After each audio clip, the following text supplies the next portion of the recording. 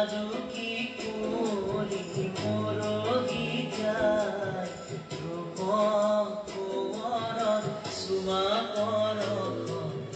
লাজুকি কৰি মৰহি